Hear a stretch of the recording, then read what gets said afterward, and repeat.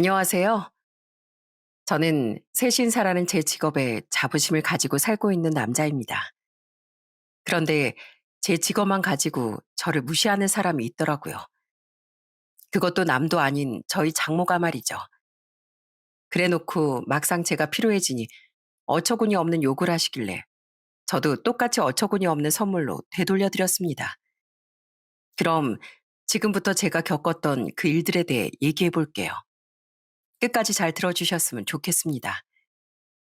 전 어릴 때 가난한 농부의 아들로 태어났습니다. 저희 부모님은 시골에서 농사를 지으셨는데 형편이 넉넉하진 않았지만 그 정겨운 분위기가 참 좋았어요. 무엇보다도 저희 어머니가 해주신 나물을 밥에 넣고 고추장이랑 비벼 먹는 게 그렇게 맛있더라고요. 그런데 비빔밥을 해 먹을 때 하나 빼먹을 수 없는 게 있었습니다. 그건 바로 계란이었어요. 저희 집 닭장에 닭이 몇 마리 있었는데 닭을 무서워했던 제 여동생들이 자꾸 저한테 계란을 가져와 달라고 조르더라고요. 오빠, 나 엄마한테 계란 후라이 해달라고 하게 계란 하나만 꺼내와 주면 안 돼? 오빠, 나도 계란 후라이 넣고 비벼 먹고 싶단 말이야. 닭장에서 직접 꺼내온 계란과 저희 어머니가 산에서 직접 해오신 산나물의 조합은 정말 기가 막혔어요. 지금도 가끔씩 그때 그 맛이 떠오르곤 한답니다.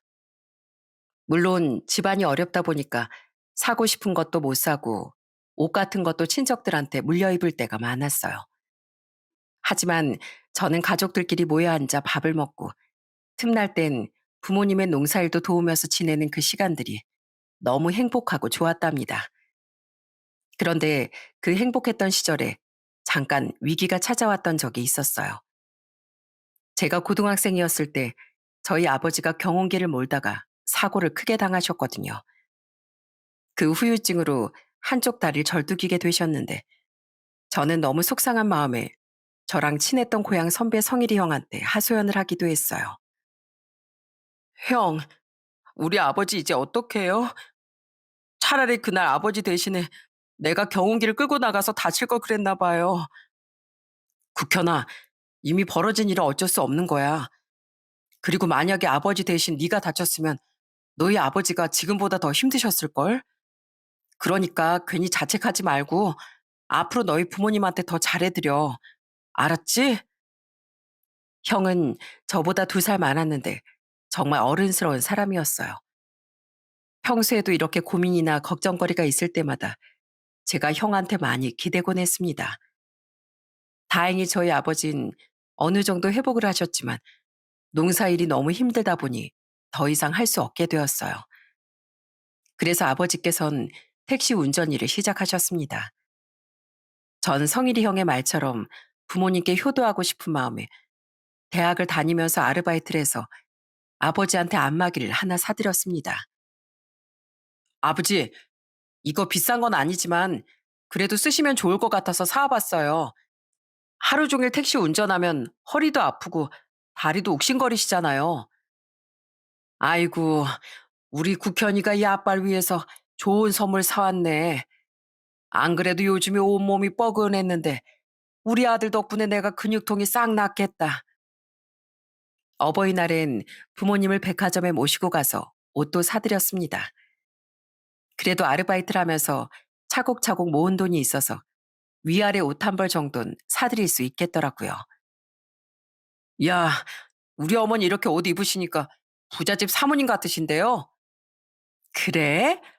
역시 옷이 날개라더니 맨날 편한 옷만 입다가 이렇게 위아래로 갖춰 입으니까 기분이 새롭고 너무 좋네. 근데 이 옷 너무 비싼 거 아니니? 어차피 평소엔 입고 다니지도 못하는데 이런 거 말고 그냥 편한 티셔츠 같은 거나 사주지 그래. 에이, 평소엔 못 입으셔도 나중에 결혼식이나 중요한 자리 갈 때 입으시면 되잖아요. 시골 산다고 맨날 편한 옷만 입기엔 우리 어머님 이모가 너무 아까워서 그래요. 그렇게 전 가족들과 화목한 시간을 보내며 대학을 졸업하게 되었어요. 그리고 어느 중소기업에 취업을 하게 되었죠. 그렇게 일을 하다가 30대 초반에 지인의 소개로 평범한 직장에 다니던 아내를 만나 결혼을 하게 되었습니다. 그 후 아내와 결혼 생활을 시작했는데 아내가 저희 부모님한테 엄청 살갑게 잘하더라고요. 하루는 저희 집에 갔는데 아내가 파우치에서 뭘 바리바리 꺼내더니 이러는 거예요. 어머님, 아버님, 이쪽에 와서 한번 앉아보세요. 제가 지난번에 보니까 어머님이랑 아버님 발에 굳은 살이 엄청 많으시더라고요. 굳은 살이 그렇게 많으면 걸을 때도 자꾸 베기고 아프잖아요. 오늘 제가 제대로 한번 케어해 드릴 테니까 저만 믿고 맡겨주세요.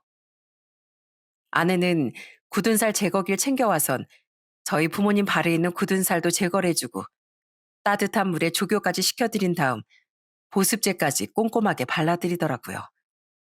그때 저희 아버지가 얼마나 고마워하셨는지 모릅니다. 아이고, 내가 살다 살다 이런 호강은 처음 겪어보네.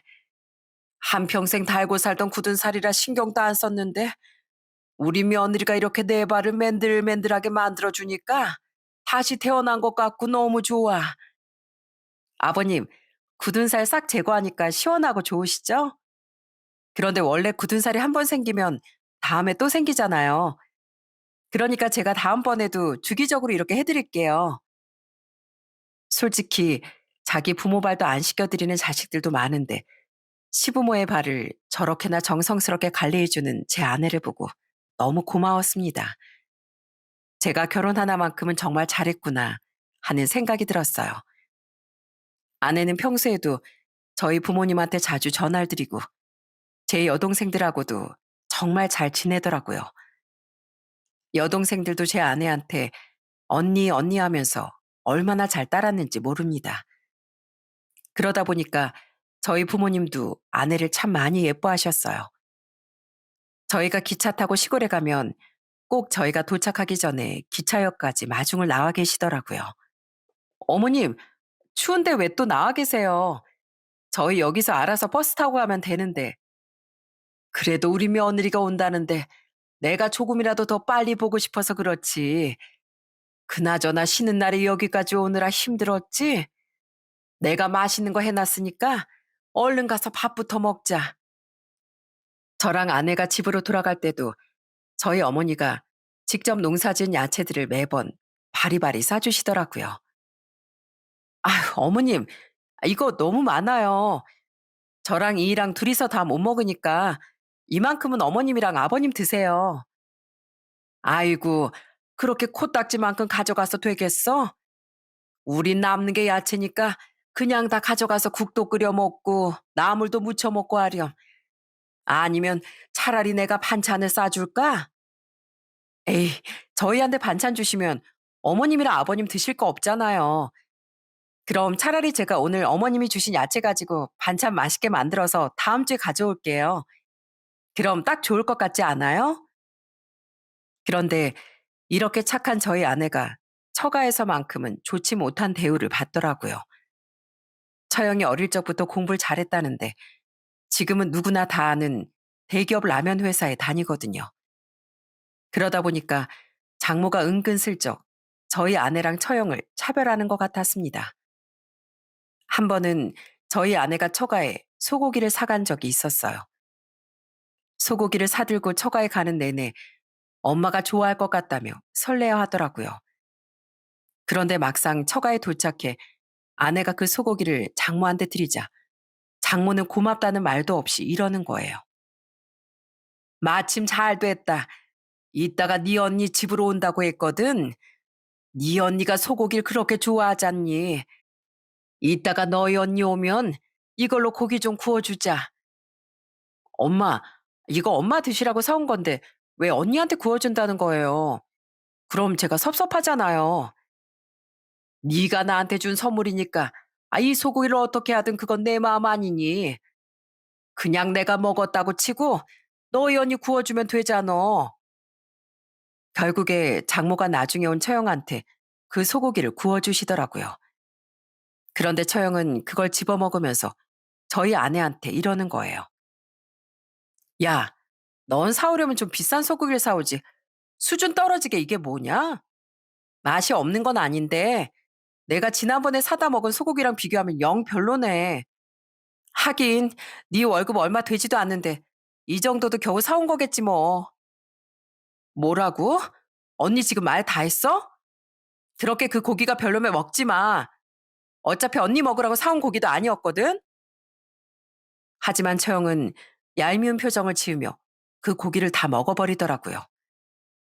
아내가 어이없어하는 표정을 짓자 저도 정말 속상했습니다. 그런데 장모의 자식 차별은 그것뿐만이 아니었어요. 한 번은 제 아내가 장모랑 같이 소파에 앉아서 과일을 먹고 있었는데 그때 또 처형이 집에 온 거예요. 그런데 처형이 오자마자 장모가 제 아내를 툭툭 밀면서 이러더라고요. 성애야, 네 언니 소파에 눕게 좀 비켜봐라. 네 언니가 평일 내내 일하고 이 엄마 보겠다고 여기까지 오느라 얼마나 피곤하겠니. 엄마, 나도 피곤하거든요. 난 뭐 평일에 쉬는 줄 알아요. 그래봤자 대기업 다니는 네 언니만 하겠어? 대기업이 월급 많이 받는 만큼 일도 훨씬 많다고 하더라. 그리고 업무 수준 자체가 훨씬 높을 텐데 당연히 피곤해도 너보단 네 언니가 더 피곤하지. 엄마, 진짜 너무한 거 아니에요? 어떻게 같은 딸인데 이렇게 대우가 다를 수가 있어요?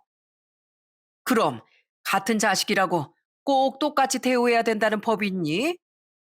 그리고 네 언닌 대기업까지 다니는 능력 있는 여자잖아. 너, 네 언니한테 선자리가 얼마나 많이 들어오는 줄 알아? 아들 가진 엄마들이 네 언니를 그렇게 탐내는데 당연히 엄마인 내가 더 잘해줘야지. 장모가 그렇게까지 얘기하니까 저도 너무 기분이 나쁘더라고요. 그래서 저도 참다 참다 장모한테 한마디 했습니다. 장모님, 이 사람 서운하게 자꾸 왜 그러세요? 물론 처형이 대기업도 다니고 잘난 건 알겠지만 그래도 똑같은 자식이잖아요. 그러니까 아무리 처형이 예쁘셔도 그런 말씀은 좀 하지 말아주세요. 저는 아내가 이런 집안에서 여태까지 어떻게 살았는지 정말 신기하더라고요. 장모가 저렇게 하는데도 장인은 맨날 술만 마시느라 관심도 없고 처남은 지방에서 일을 하느라 거의 안 보는 데다 처가에서 같이 살고 있는 처제도 은근슬쩍 제 아내를 무시했거든요.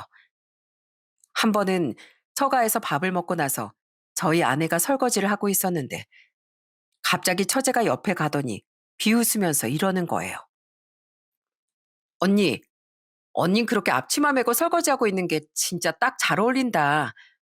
우리 큰언닌 한눈에 봐도 손에 물 한 방울 안 묻히고 자란 공주님 같아 보이는데 이상하게 작은 언니한텐 이런 게 딱 어울린단 말이지. 아무래도 언닌 전생에 식모였나 봐. 처제, 지금 말이 너무 심한 거 아니야? 처제가 먹은 밥그릇까지 이 사람이 설거지 다 하고 있는데 꼭 말을 그런 식으로 기분 나쁘게 해야겠어? 제가 뭘 기분 나쁘게 했다고 그래요? 그냥 보이는 대로 말한 것 뿐이거든요. 사람이 말을 할 땐 생각나는 대로 그냥 말하는 게 아니라 상대방 기분도 생각해 가면서 말을 해야 하는 거야. 아휴, 여보, 그냥 설거지하지 말고 집에 가자. 뭐하러 이런 취급까지 당하면서 설거지를 하고 있어? 결국 전 아내의 손을 붙잡고 집으로 와버렸어요. 저희 아내는 마음이 너무 여리고 착해서 그런지 그런 대접을 받으면서도 가족들한테 잘하려고 하더라고요. 저는 그럴 때마다 너무 속상하고 마음이 아팠습니다. 그렇게 결혼 생활을 하다가 저희 아내가 딸 둘을 낳게 되었어요. 그런데 둘째가 태어난 지 얼마 안 됐을 때 저희 집에 갔는데 방 하나가 아기 방으로 꾸며져 있는 거예요.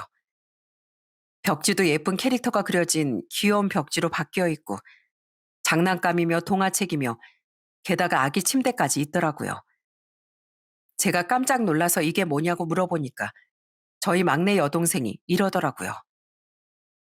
오빠, 이거 나랑 우리 언니랑 둘이서 우리 조카들 방 만들어준 거야. 우리 집이 시골이라 애기들 갖고 놀 만한 것도 없고 집이 좀 낡기도 했잖아.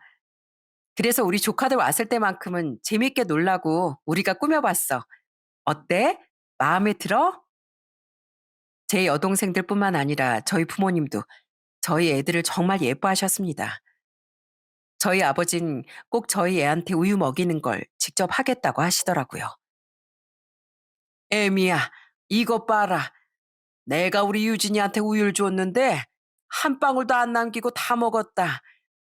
그리고 내가 방금 전에 트름도 시켰어.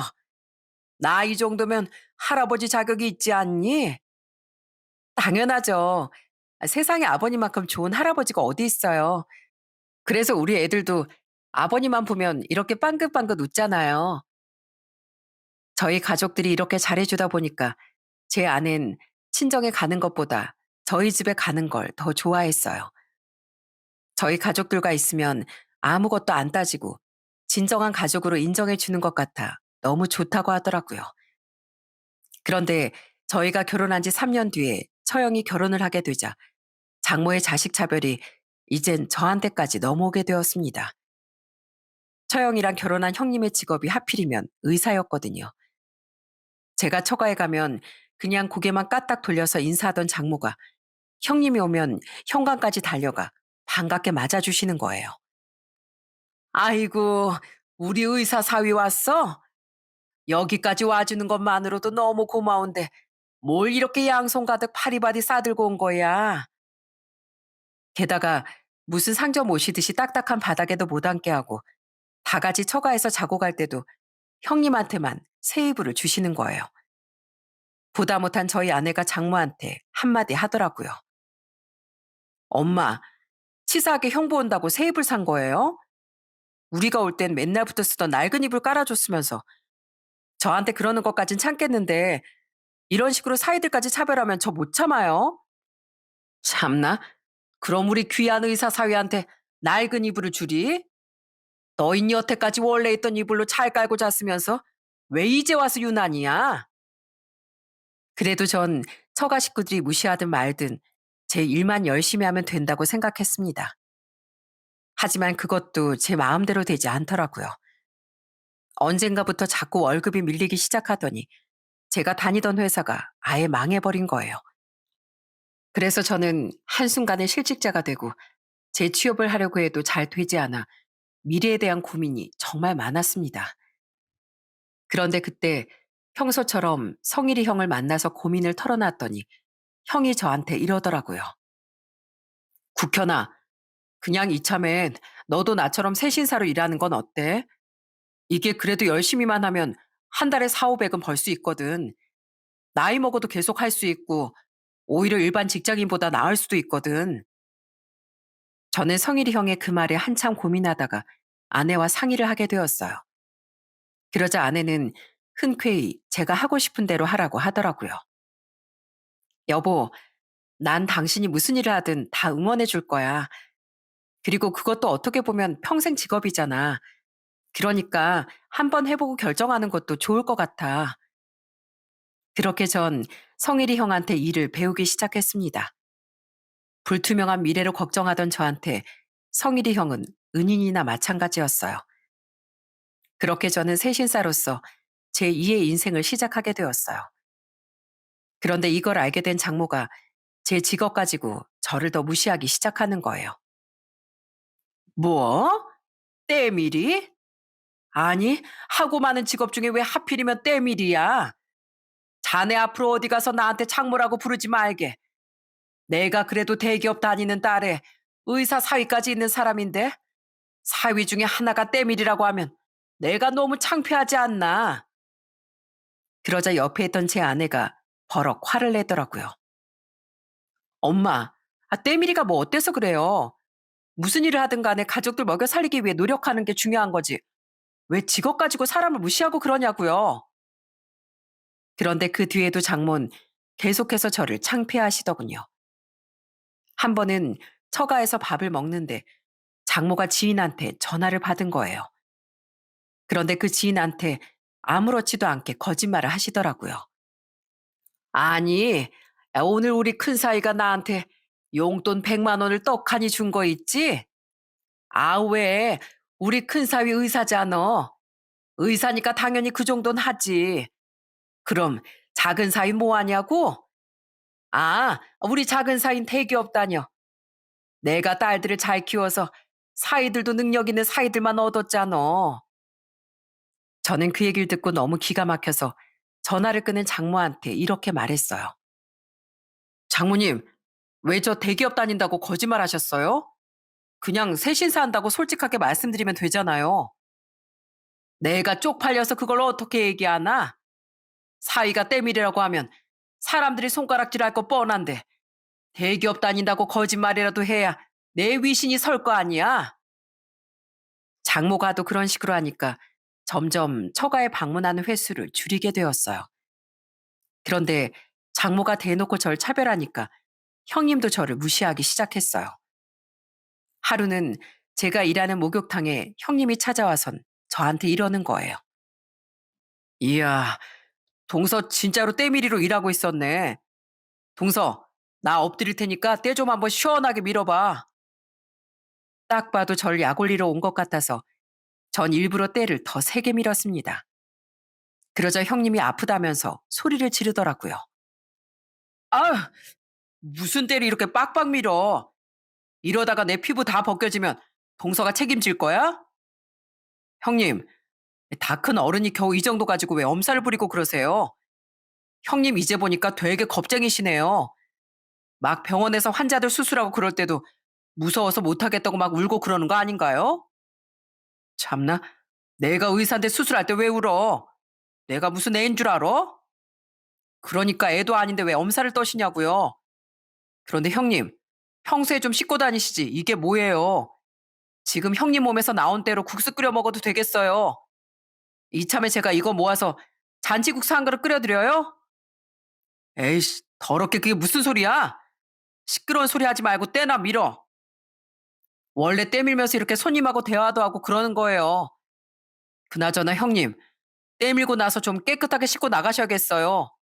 몸만 더러운 게 아니라 아주 인성까지 새카맣게 오염되어 있어서 목욕 한두 번으로 안 끝나겠는데요. 제가 그렇게 말하니까 형님이 기분 나쁘다면서 소리를 지르더라고요. 그래서 전 가만히 있으라고 하고 계속 때를 세게 밀었습니다.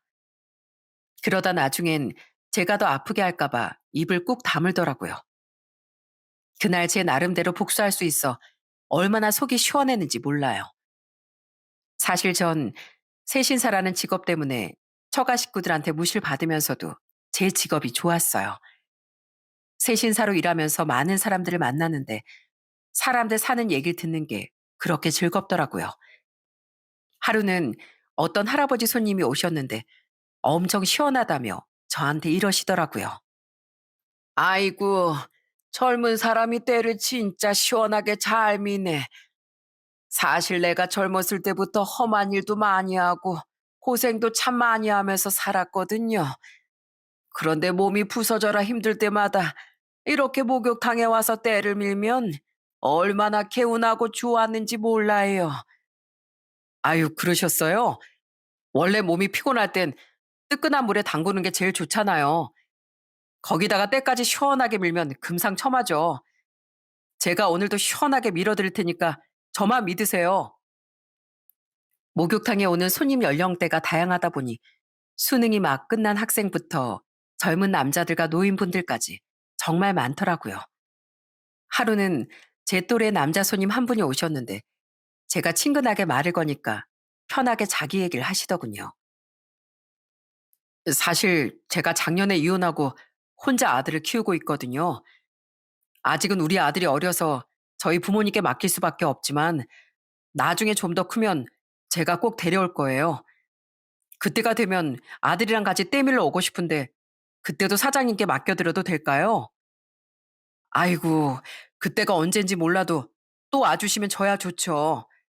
나중에 아드님이랑 같이 오시면 제가 아드님은 공짜로 해드리겠습니다. 아유, 공짜는 무슨 공짜예요. 이렇게 고생하시는데 그럴 순 없죠. 하루에도 손님 여러 명 받으실 텐데 팔이 얼마나 아프시겠어요. 물론 가끔씩 막무가내로 진상을 피우는 손님도 있긴 했지만 그래도 대부분의 손님들은 좋은 분들이었습니다. 그래서 세신사라는 직업에 자부심을 가지고 정말 열심히 일을 했어요. 그렇게 어느 정도 여유가 생기자 가끔씩 가족끼리 캠핑도 가기 시작했답니다. 저희 애들이 캠핑 가는 걸 그렇게 좋아했거든요. 아빠, 오늘은 나도 고기 구워보면 안 돼요? 나도 고기 잘 구울 수 있을 것 같단 말이에요. 그래? 아이, 근데 불 앞에서 고기 구우면 뜨겁고 위험할 텐데. 그래도 딱 한 번만 하게 해주세요. 아빠가 구워준 고기도 맛있지만 내가 구운 고기도 먹어보고 싶어서 그래요. 저희 가족은 캠핑 가서 텐트도 치고 라면도 끓여 먹고 소소하지만 재밌는 행복을 많이 누렸답니다. 그러다가 애들을 키우느라 직장을 그만뒀던 제 아내가 마트에 취업해서 일을 하기 시작했어요. 그런데 오랜만에 처가에 갔더니 장모가 그거 가지고 또 차별을 하는 거예요. 아유, 마트에서 일해가지고 돈이나 되니? 직업에도 다 급이 있는 건데 마트 캐셔는 영 하급이다, 하급이야. 장모는 그렇게 말하며 맛있는 반찬을 다 처형과 형님한테 몰아주더군요. 그러자 당시 초등학생이던 저희 큰딸이 장모한테 한마디 하더라고요. 할머니, 왜 맨날 이모랑 이모부한테만 맛있는 반찬 줘요? 우리 엄마 아빠도 맛있는 거 먹을 줄 알거든요? 아이고, 할머니가 만든 반찬이니까 이 할머니가 주고 싶은 사람 주는 거야. 그런 게 어딨어요. 그러면 우리 보고 밥 먹으러 오라고 얘기하지 말든지. 기껏 우리 아빠가 운전해서 여기까지 왔는데 너무 치사하네요. 사람 이렇게 대놓고 차별하면 벌 받는 거예요. 이젠 어느 정도 큰 저희 애들이 장모한테 대들기 시작하더라고요. 그럴 때마다 장모는 어이없어 했는데 전 오히려 저희 애들 덕분에 정말 든든했답니다. 그러다가 제가 결혼한 지 15년쯤 됐을 때 저희 집에 정말 좋은 일이 일어나게 되었어요. 아파트 청약을 넣어놨던 게 당첨이 되었거든요. 원래 살던 집이 워낙 좁았었는데 방 3개짜리 아파트로 이사 갈 수 있게 되니까 저희 딸들이 얼마나 좋아했는지 몰라요. 아싸! 드디어 나한테도 내 방이 생기다니. 엄마, 내 방에 침대 예쁜 걸로 해주면 안 돼요? 나도 다른 애들처럼 예쁜 침대에서 자고 싶단 말이에요. 아이고, 네 방 생기는 게 그렇게 좋아? 우리 딸이 사달라고 하는데 당연히 예쁜 침대 사줘야지. 너희 둘 다 침대도 새로 사주고 책상도 새 걸로 다시 사줄게. 저는 너무 좋아하는 애들의 모습을 보면서 정말 뿌듯했답니다. 그런데 저희가 청약에 당첨된 지 몇 달 안 됐을 때 처가에 갑자기 안 좋은 소식이 들려왔습니다. 갑자기 처형이랑 형님이 이혼을 한다는 거예요. 둘 다 자기 주장이 너무 강해서 싸울 때도 많았는데 그 성격 차이를 못 이기고 결국엔 이혼한다고 하더라고요. 나중엔 갈등이 극에 달해서 장인 장모 앞에서 둘이 크게 싸운 적도 있었다고 합니다. 아유, 내가 이런 집구석에 장가 와가지고 돈 아까워 죽겠어. 내가 당신 집에 쓴 돈만 얼만 줄 알아? 대충 계산해봐도 1억 원이 넘어. 내가 그동안 장인 장모님한테 용돈도 두둑하게 드렸지. 사달라고 하신 거 다 사드렸지. 병원에 오시면 건강검진까지 다 해드렸잖아. 뭐라고? 당신 지금 말 다 했어? 그러는 나도 당신네 집안에 은근히 돈 많이 썼거든? 누가 보면 혼자만 돈 다 쓴 줄 알겠네. 장인 장모가 말려도 그 둘은 계속 소리를 지르면서 싸웠다고 하더라고요. 결국에 둘이 이혼을 하고 조카는 처형이 키우게 되었어요. 장모는 그 충격으로 한동안 알아놓으시더라고요.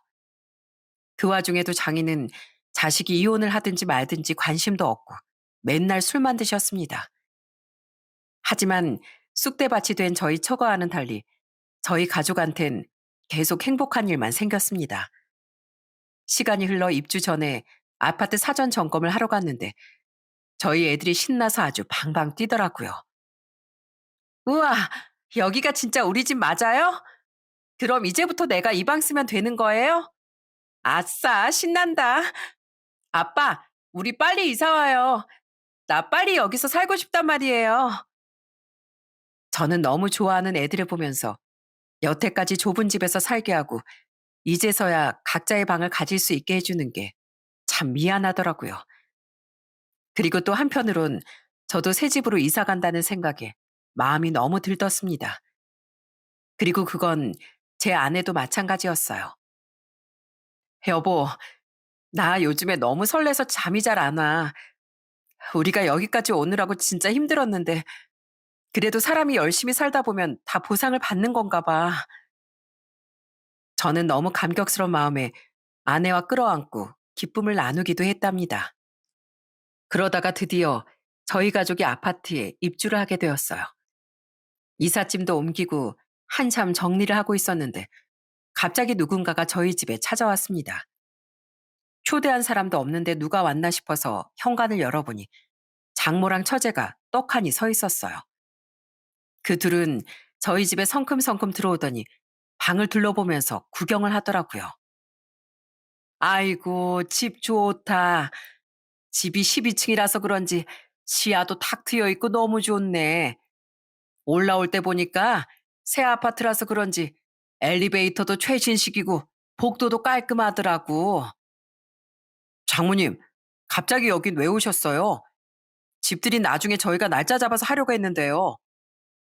집들이가 아니라 내가 자네랑 우리 딸한테 하고 싶은 얘기가 있어서 왔네. 뭐 일단 왔으니까 잠깐 앉아서 얘기부터 하게나. 저는 장모가 갑자기 왜 찾아왔는지 이해가 안 됐습니다. 그래서 도대체 무슨 얘기인가 싶어 자리에 앉아 대화를 시작했는데 장모가 정말 말도 안 되는 얘기를 하기 시작하는 거예요. 내가 오늘 여기 온 건 내가 자네랑 같이 살고 싶어서 그런 거네. 자네도 자네 장인이 맨날 술만 먹고 깽판 치는 거 잘 알고 있지? 집안엔 관심도 없고 맨날 친구만 좋아하고 가끔씩은 술 먹고 나한테 손찌검까지 하니까 내가 아주 못 살겠어. 오죽했으면 내가 1년에 몇 번씩 눈탱이가 밤탱이가 되지 않겠는가. 근데 내가 이 나이 먹고 언제까지 그런 남편이랑 같이 사나. 요즘엔 나이 들어서 떨어져 사는 부부도 많다던데 나도 그냥 이참에 그 양반이랑 떨어져서 이 집에서 살려고. 뭐라고요? 장모님이 저희 집에 들어와서 사시겠다고요? 그래. 내가 여기 아니면 갈 데가 어디 있겠는가. 내가 여기에 살면서 집안일도 해주고 월세도 꼬박꼬박 주겠네. 딱 보니까 방이 세 갠데 안방은 놔주고 중간방은 자네랑 우리 딸 쓰고 나머지 작은 방 하나는 우리 막내딸 주게. 어차피 우리 손녀들은 예전에 방 하나로 같이 썼으니까 굳이 따로 방에 있을 필요는 없지 않은가. 내가 방 두 개 해서 정확히 월세 20만 원에 생활비 30만 원씩 주겠네. 저는 그 얘기를 듣고 정말 기절초풍하는 줄 알았습니다. 이제서야 저희 가족이 오순도순 편하게 살 만한 새 집을 구했는데 거기에 처제까지 데리고 와서 방을 두 개나 차지하겠다는 게 말이 됩니까? 저는 너무 황당해서 장모한테 이렇게 얘기했어요. 장모님, 이 집이 그렇게 넓은 집도 아니고 방 세 개 중에 두 개를 달라는 건 너무하신 거 아니에요? 그리고 장인어른이랑 같이 살기 싫으시면 차라리 이혼을 하시던가요. 왜 평소에 사이 취급도 안 해주셨던 저한테 찾아와서 같이 살자고 하시는 거예요? 내가 이 나이 이혼하면 쪽팔려서 그래. 그러니까 자네가 나랑 우리 막내딸 좀 받아주게. 그게 정 싫으면 작은 방이라도 하나 얻어서 살 테니까 1억만 주던지. 뭐라고요? 1억 원이요? 제가 대체 그 돈을 왜 드려야 되는데요? 자네가 사위니까 장모한테 그 정도는 할 수 있는 거 아닌가? 돈으로 주기 싫으면 그냥 이 집에 살게 해주던가. 사람이 어쩌면 그렇게 뻔뻔할 수가 있는지 너무 어이가 없어서 말이 안 나오더라고요. 그래서 저는 잠시 고민하다가 장모한테 이렇게 말했습니다. 장모님, 그럼 여기서 잠깐만 기다려 보세요. 아무래도 장모님이 살 집이 필요하신 것 같으니까 제가 바로 가서 준비해 드리겠습니다. 저는 그렇게 말하고선 방에 들어가서 무언가를 가지고 나왔어요. 그리고 그걸 장모한테 선물이라고 줬습니다. 그러자 장모가 깜짝 놀라선 저한테 이러시더군요. 아니, 자네, 이게 도대체 뭔가? 난 뭔 돈봉투라도 가져오는 줄 알았더니만 도대체 이게 뭐냐고? 그거요? 장모님이 하도 집이 필요하다시길래 장모님 살 집 드린 겁니다. 그거 저희 가족이 캠핑 갈 때 쓰던 텐트거든요. 안 그래도 얼마 전에 새 텐트를 사서 원래 쓰던 걸 버리려고 했었는데 이참에 장모님이 쓰시면 딱 좋겠네요. 뭐? 텐트? 자네 지금 나랑 장난하는 겐가? 아니요. 장난하는 거 아닌데요. 요즘 텐트에서 사는 사람들도 많다고 하더라고요. 그 텐트가 좀 낡긴 했어도 얼마나 튼튼하고 짱짱한지 몰라요. 아, 물론 여름엔 좀 덥고 겨울엔 추우실 거예요. 그래도 장모님이 장인어른이랑 같이 살기 싫다고 하시니까 그런 데서라도 지내셔야지 뭐 어쩌겠어요. 그걸로 길에서 노숙을 하시든 아니면 장모님 댁 마당에서 텐트 치고 지내시면 되잖아요. 그럼 장인어른과 굳이 같이 안 지내도 되니까 좋지 않으세요? 제가 그렇게 말하자 장모가 아주 기겁을 하면서 이러더라고요. 자네 지금 미쳤나? 어디서 장모한테 버릇없이 텐트나 던져주고 있어? 장모가 장인이랑 같이 살기 힘들다는데 좀 받아주면 덧나나? 네, 덧납니다. 솔직히 말해서 그동안 장모님이 저랑 저희 와이프 한두 번 무시하셨어요? 맨날 처형이랑 저희 와이프 차별하고 먹을 거 하나마저도 처형한테만 주시는 분이었잖아요. 게다가 처형이 의사 형님이랑 결혼하니까 절 아주 거지 취급하셨죠? 제가 세신사일 시작한 다음엔 창피하니까 장모라고 부르지도 말라고 하셨잖아요. 그런데 왜 이제 와서 저보고 이런 말도 안 되는 사위 노릇을 원하시는 건데요? 장모님이 생각하셔도 너무 뻔뻔하지 않으신가요? 아니. 그건 워낙에 우리 큰딸이 대기업 다니는 능력 있는 인재고 우리 큰사위였던 그놈이 잘 나가는 의사였으니까 그렇지. 그리고 솔직히 말해서 자네 같으면 목욕탕에서 남의 때나 밀어주는 직업을 남들 앞에서 떳떳하게 얘기할 수 있겠나?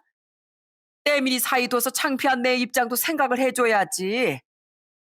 도대체 새 신사가 왜 창피한데요? 저는요, 제 직업에 충분히 만족하고 있고요. 오히려 직장 다닐 때보다 돈도 더 많이 벌어서 이렇게 아파트까지 장만할 수 있게 된 거예요. 그리고 전 제 직업에 하나도 창피하지 않기 때문에 처음 보는 사람 앞에서도 당당하게 새 신사라고 얘기할 수 있다고요. 그런데 왜 사람을 직업 가지고 무시하고 차별하세요? 사람을 그렇게 직업 가지고 무시할 거면 이런 부탁도 저한테 하실 게 아니라 처형한테 가서 하셨어야죠. 대기업 다녀서 돈 잘 버는 능력 있는 딸인데 설마 그 정도도 안 해주겠어요? 아휴, 자네가 우리 큰딸을 잘 몰라서 그래. 걔가 어릴 때부터 지 잘난 맛으로 사는 애라서 부모 부탁은 하나도 안 들어주는 애야. 지 혼자 아들 키우느라 힘들다고 이제 나한테 용돈도 안 준다는데 내가 걔한테 가서 어떻게 부탁을 하나. 그럼 저한테는 어떻게 부탁하시는 건데요? 도대체 염치가 얼마나 없으셔야 저한테 방 두 개를 내놓으라는 말도 안 되는 얘기를 하시냐고요. 저요, 절대로 그 부탁 못 들어드립니다. 아시겠어요? 제가 그렇게 화를 내자 이번엔 제 아내도 큰 소리로 한마디 하더라고요. 엄마, 제발 이제 그만 좀 해요. 여태까지도 맨날 언니만 예뻐했으면서 필요할 땐 우리한테 요구하겠다 이거예요? 여태까지 언니한테 해준 만큼 언니한테 받으면 되잖아요. 그리고 성이 너도 똑같아. 얼마나 생각 없이 살았으면 엄마가 우리 집에서 살겠다고 이렇게 찾아오는데 말리기는커녕 똑같이 따라올 생각을 해. 그러자 이번엔 처제까지 안절부절 못하면서 이러더군요. 아니, 나도 솔직히 우리 아빠랑 같이 살기 싫었단 말이야. 맨날 술 먹고 소리만 지르고 화만 내는데 언니 같으면 좋겠어? 근데 이번에 언니가 새 집으로 이사 간다길래 나랑 엄마도 거기서 같이 살면 좋겠다 싶었지. 가족끼리 그 정도는 해줄 수도 있는 거 아니야? 가족 좋아하시네. 가족이란 사람들이 여태까지 우리한테 그딴 식으로 했어? 얼마나 가족들이 우릴 대놓고 차별했으면 우리 애들이 외할머니 집엔 가기 싫다고 하더라. 외할머니도 싫고 이모들도 싫고 다 싫대. 그러자 어느새 중학교에 들어간 저희 큰딸이 옆에서 또박또박한 말투로 장모한테 이러더라고요. 맞아요, 할머니. 저 할머니, 할아버지도 싫고 이모들도 다 싫어요. 우리 엄마, 아빠가 우릴 키우기 위해 얼마나 힘들게 일하시는데 왜 맨날 무시하고 막말하세요? 그리고 사람을 그렇게 대했으면 당연히 아무것도 바라지 마셔야지. 왜 갑자기 우리 집에 찾아와서 여기서 살겠다고 그러는 건데요? 그리고 방이 세 갠데 하나는 할머니가 쓰고 하나는 우리 엄마, 아빠가 쓰고 나머지 하나 막내 이모가 쓴다고요? 그럼 우리는요? 우리 뭐 거실에서 살라 이거예요? 아니, 어차피 너희들은 그냥 거실에서 책상 놓고 공부해도 되는 거잖니. 방을 써도 어른들이 써야지. 꼭 너희들이 써야겠어? 할머니랑 이모는 어른도 아니에요. 그리고 우리 엄마 아빠가 할머니 부탁 안 들어준다고 해서 매정하다고 생각하지 마세요. 제가 학교에서 자업자득이라는 말을 배웠거든요. 그게 자기가 저지른 일의 대가를 자기가 받는 걸 뜻하는 말이에요. 지금 할머니 상황을 보니까 딱 자업자득이네요. 그러니까 우리 아빠가 준 그 텐트라도 소중히 받고 얼른 돌아가세요. 아시겠어요? 뭐라고? 너 할머니한테 도대체 그게 무슨 소리야? 무슨 소린지 못 알아들었어요? 우린 할머니랑 같이 살 생각 없으니까 그 텐트 가져가서 마당에서 텐트 치고 살든지 말든지 알아서 하시라고요. 저희 큰딸은 그렇게 말하고선 작은 딸과 합심해서 장모를 현관 쪽으로 밀고 가더군요. 결국 장모랑 처제는 집 밖으로 쫓겨나고 말았어요. 기분 좋은 이사 첫날 장모랑 처제가 갑자기 찾아와 말도 안 되는 소리를 하는 바람에 마음이 너무 황당했는데 딸들까지 나서서 그렇게 얘기해 주니까 너무 속이 시원하더라고요. 그날 저녁 저희 가족은 케이크까지 사서 축하 파티를 했답니다. 자, 오늘부터 우리 가족은 이 집에서 새로 시작하는 거야. 앞으로 남들이 아무리 무시하고 차별해도 우리끼리 잘 살 생각만 하자. 알았지? 그래, 여보. 나도 이젠 우리 친정에 잘하겠다는 생각 아예 버려버릴래. 어차피 날 가족으로 생각도 안 해주는 것 같은데 굳이 내가 예쁨 받으려고 노력할 필요는 없는 것 같아. 맞아요, 아빠. 저도 외할머니, 외할아버지, 그리고 이모들까지 이제 그냥 안 보고 싶어요. 다음번에 또 우리 집에 찾아오면 오늘처럼 내가 또 내쫓아 버릴 거예요. 아이고, 그래. 우리 딸들이 그렇게 하고 싶으면 그렇게 해야지.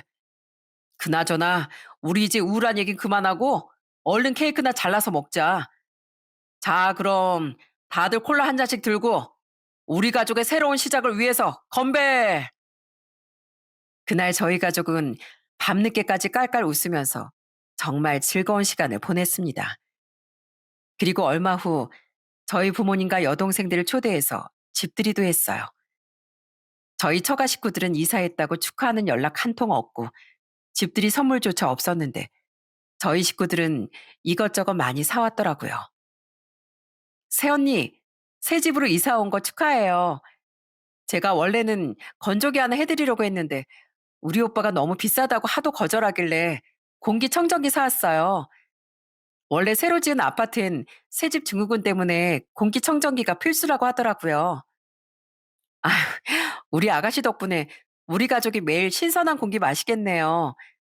이런 좋은 선물까지 해주고 정말 고마워요. 그러자 이번엔 저희 아버지가 아내한테 용돈을 주시더라고요. 애미야, 이거 큰 돈은 아니지만 그래도 살림살이 장만하는데 보태서 쓰거라. 원래 이사 오면 이것저것 새로 사느라 돈 많이 들잖니? 어머, 큰 돈 아니라면서 왜 이렇게 많이 넣으셨어요? 저 이거 반만 쓸 테니까 반은 도로 가져가세요. 아니다. 그거 뭐 얼마나 된다고 내가 반을 가져가니? 내가 너희들 사는데 조금이나마 보탬이 되고 싶어서 그래. 그리고 이제 우리 손녀딸들도 각자 방이 생겼다는데 그 돈으로 예쁜 침구라도 사주면 얼마나 좋니? 그러자 저희 딸들이 역시 우리 할아버지 최고라면서 엄청 신나하더라고요. 그렇게 그날도 가족끼리 웃고 떠들며 정말 즐거운 시간을 보냈답니다. 그 후 저희 부부는 저희 식구들하고만 자주 왕래하며 지내고 처가 식구들하곤 명절 때 말곤 굳이 연락하거나 보지 않았어요. 그런데 하루는 명절이라서 처가에 갔는데 웬일로 장모가 저한테 잘해주는 거예요. 자네, 이거 내가 건강원에서 지어온 흑염소 진액이야. 이게 남자한테 그렇게 좋다고 하니까 한번 먹어보게. 자네 요즘에 일하느라 고생 많은 것 같아서 그래. 언제부터 저 고생하는 거 신경 쓰셨다고 그러세요? 그거 그냥 처형 주시던지 아니면 장인어른 드리세요. 전 그런 거 필요 없습니다. 그래도 내 정성을 봐서 좀 받아주면 안 되나? 내가 그동안 자네 무시했던 게 너무 미안해서 그래. 왜 갑자기 그게 미안해지셨는데요?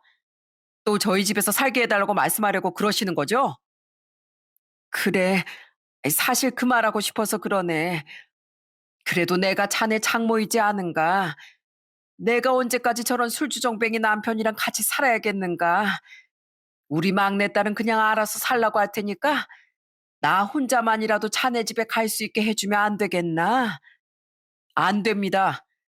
장모님이 앞으로 저한테 아무리 잘해주셔도 그건 절대 안 되니까 그런 줄 아세요. 그리고 저 이런 것도 필요 없으니까 도로 가져가시고요. 그날 하도 저희 집에서 지내게 해달라고 계속 조르시길래 너무 피곤해서 결국 애들을 데리고 집에 일찍 와버렸어요. 그런데 그 이후에도 장모가 자꾸만 저한테 전화해선 똑같은 얘기를 또 하는 거예요. 박서방, 나 딱 일주일만 거기서 묵게 해주면 안 되겠나? 아니, 이 양반이 술 먹고 또 내 얼굴에 묵사발을 만들어 놨어. 나 진짜 이런 인간이랑은 살고 싶지 않아서 그래. 그렇게 장인어른과 살기 싫으시면 이혼을 하시던지 아니면 손찌검하는 걸로 경찰에 신고하시면 되잖아요. 왜 자꾸 저한테 전화해서 그러세요? 내가 이 나이에 이혼하는 거 너무 쪽팔려서 그래. 그리고 경찰에 신고했다가 자네 장인이 양심 품고 나한테 더 심하게 하면 어떡하나.